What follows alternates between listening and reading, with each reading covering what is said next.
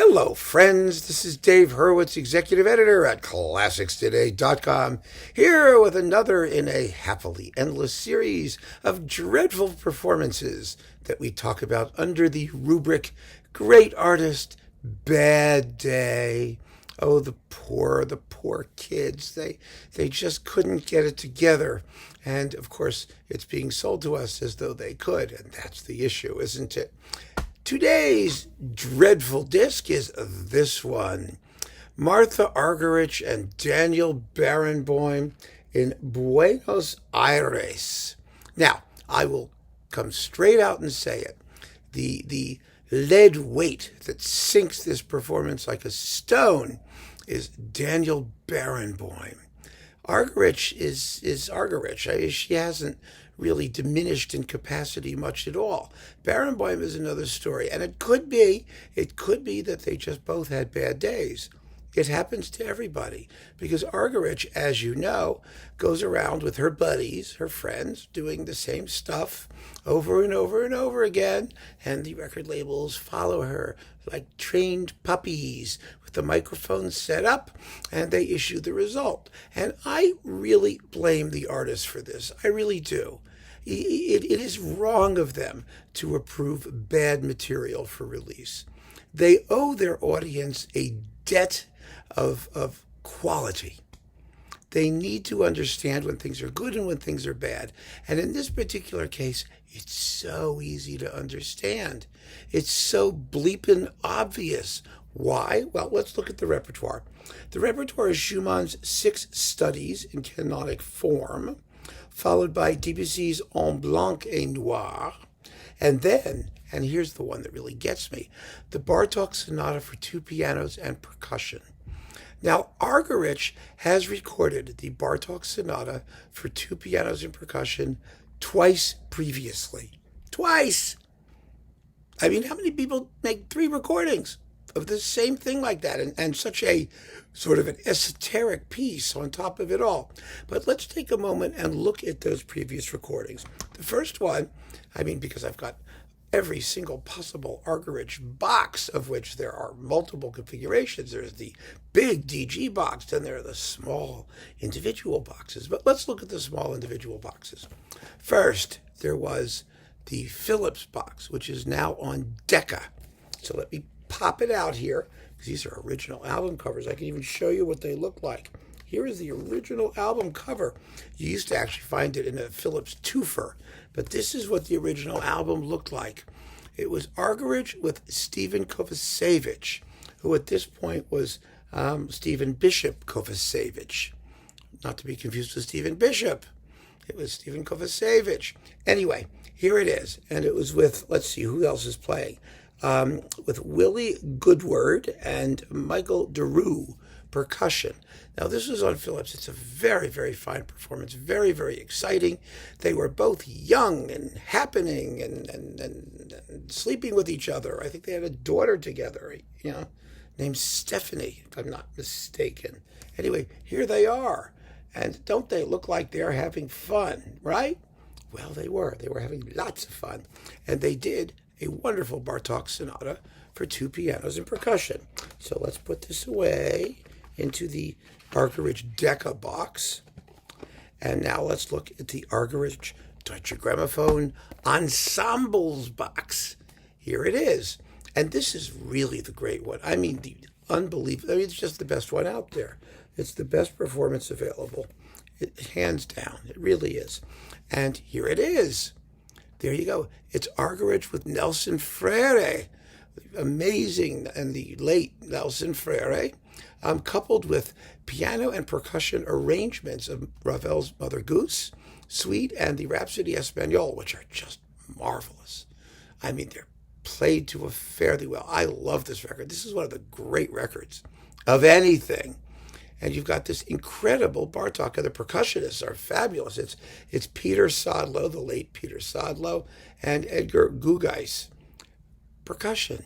Peter Sodlow, all by himself, was a legend, an absolute legend in percussion circles. He was one of the few solo percussionists to really develop a career outside of Evelyn Glennie and people like that. He was a remarkable musician and a wonderfully nice guy, and one of the few people whose recitals I fell asleep in, right in the middle of it, sitting in the front row, staring at him where he could look at me. It was so embarrassing. I was in the south of France at the Cannes Classical Awards at the Midem convention, and there were various showcases for artists to display their talents. And as the president or chairman of the Cannes Classical Awards, I was obliged to show up at these things, irrespective of my personal condition. In this case, my personal condition was like horrific jet lag because I had just arrived the day before, and these things started at noon, which was 6 a.m. my time, just at the point of maximum REM sleep.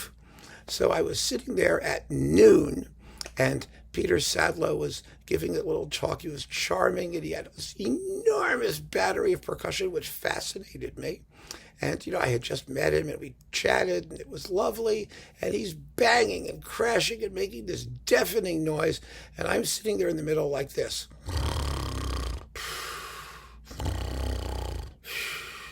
Made no difference at all. I was out like a light.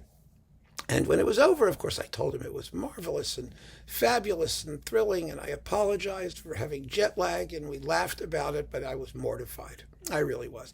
But that aside, this is an incredible Bartók for two pianos and percussion. This is a horror show. First of all, it's incredibly slow by Argerichian standards. You can make the comparisons. That's the thing.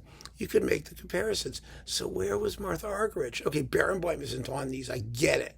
But Argerich was, and she was obviously adapting herself to the incapacity of her partner. The live audience in Buenos Aires was just thrilled beyond belief just to be able to watch them. They're going to get a screaming standing ovation no matter what they're doing. They could be playing the thing with their toes. It wouldn't have made any difference. And so here we have this completely somnolescent, lousy, flabby, slack, not even that fabulously well recorded performance of this masterpiece that she's done fabulously twice before. And somebody should have said, no, it's just not good enough. And the Debussy en Blanc et Noir, that's equally stiff and unyielding and uninteresting. And it's another work that she's done. And I mean, why? Why do we need this? Just because they exist. That's the answer. Just because they exist.